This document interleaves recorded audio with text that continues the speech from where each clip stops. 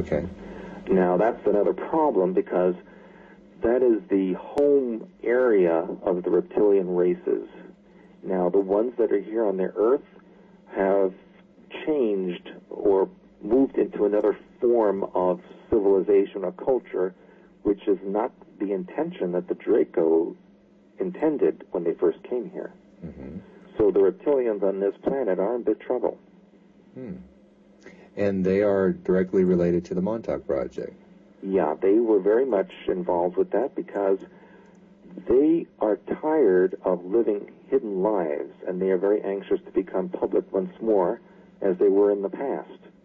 And in order to do that, they are literally blitzing the media with reptilian-like programs and shows, especially for children. Mm-hmm. And they're preparing adults through electromagnetic transmissions for the public appearance of reptilians. Does that say that they have a weakness, in a sense, that if we panicked, we could somehow, I don't know, destroy them, and they're looking to integrate with us? Well, one of their biggest weaknesses is that they are not very spiritually minded. They don't have a lot of psychic ability. Mm-hmm. They rely a lot on technology, and they rely a lot on controlling others through technology. And so the biggest threat to them is people having control of their own minds. Because if you do have control of your minds, it's very difficult for them to gain control of the mind pattern of the species. Mm-hmm. So it's in their best interest if we have a community-like behavior or a hive mentality rather than individuality. Mm-hmm. Well, both Preston and Al talked about this experience with the Draco at Montauk. That's what they called him. Yeah. And they said he seemed to be the one calling the shots. Now, Preston didn't like him very much at all. I know. In fact, he said that the Draco called him a Pleiadian dog. Yeah, I remember that. I remember. Al, on the other hand, said that he was a bit arrogant, but after several meetings, the two of them sort of struck a basic friendship. Did you ever actually see or meet this Draco? There was more than one. Mm-hmm. You see, there are 7 different species of reptilian. Wow. Each one is like a hierarchy. Mm-hmm. In fact, the Hindu caste system is based on the reptilian hierarchy. And it goes all the way from the winged reptilians, the tall ones, who were the leaders, and would be the Brahmins, so to speak, all the way down to a very small, diminutive worker type, which were a different color, had no tail, no wings, and they were very weak. And they would be like the untouchables. Mm-hmm. So there was a wide range. Now, in Montauk, there was this very tall winged reptilian, and he was very, very powerful. I only saw him from a distance, but I remember on many occasions being in the room, the experimentation room, which was surrounded by glass, and seeing him on the other side of the glass. Now, we use the word him to describe it, but it really didn't have a gender. It's androgynous. I see. It's really an it. But they're so powerful and aggressive that we assign male characteristics to it. Yes. Is this where the legend of the dragons and all that comes from? Basically, yes. And it's also the legends of hell and demons living under the earth. Yes. Because that's where they were driven. By whom? By the Atlanteans. Well, the Atlanteans, though, died out. The Atlanteans really destroyed themselves. Yeah. And it was after the destruction of the Atlantean continent that the reptilians, who were now underground, decided to retake the surface. Mm-hmm. But by then, to show themselves would create a lot of fear and panic among the population. So what they did was start a hybridization program where they actually created a royalty or elite group that infiltrated many cultures and became their leaders. Mm. And to this very day, they are the leaders and royalties of Europe and much of the wealthy families that control this planet. Well, and they're hybrids. Okay, now that's interesting because I've heard the term shape-shifting. Yes.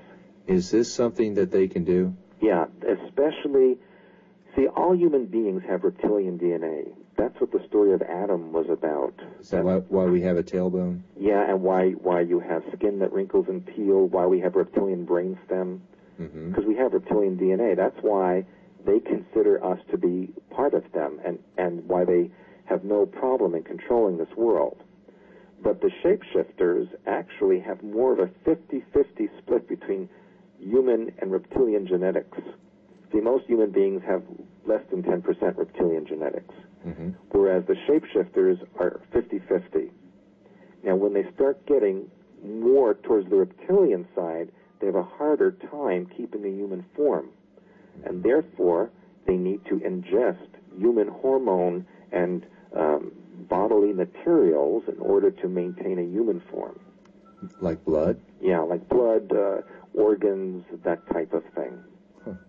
Now, I would assume you would classify yourself as a sensitive?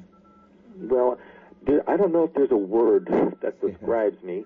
Okay. Lately, I've been using the word mentalist, but I'm not too thrilled with that. That might be good for this week, right? Yeah, but anyone can come up with a nice word. I'd be looking forward to it. Well, here's where I'm going with this. If you were to walk by, say, one of these 50-50 people, would you be able to pick up on it? Oh, absolutely. Okay. Now, the average person, would they not be able to? Not visually, but subliminally, they probably could. Because there is an energetic field around them, which if you can't see visually or mentally, you can feel it. And generally, you get the idea that I don't like this person, or this person is nasty or aggressive, or some negative feeling that you might get. And then you need to look at that. Are there any people that you know of that would, that the listener to this would be able to identify as, that you know they're a reptilian, that the listener would know?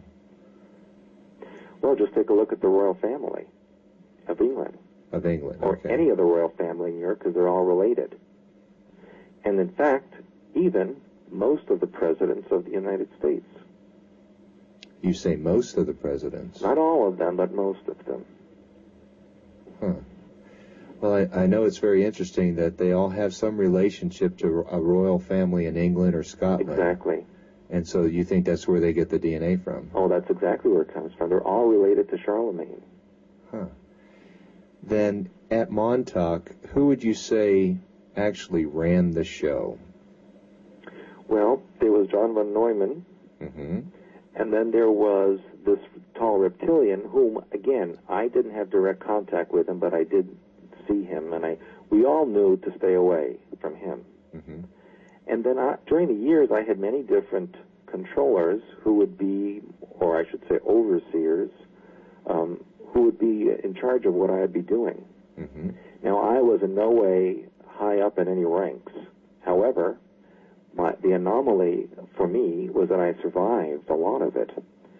They told me that less than 1% of the people who were experimented upon actually survived. And of that 1%, very few were able to function to any degree normally. And because I was able to do that, I became an anomaly for them.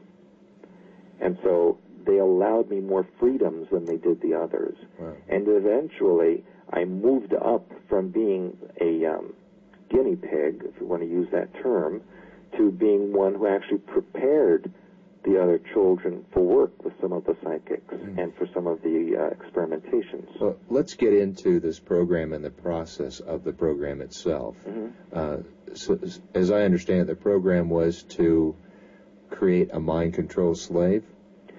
That's how it started out. Okay, were you involved with this program at that point? Yes, I was. I was there from the beginning. From the very beginning? Yeah. How did you get recruited into this? Well, I was about to explain. My great uncle